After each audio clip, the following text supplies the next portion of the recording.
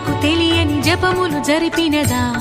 మురళీ సఖీ వెనుకటి బ్రతుకున చేసిన పుణ్యమిదా తనువును నిలువున తొలిచిన గాయములే తన జన్మకి తరగని వరముల సిరులని తలచినదా కృష్ణ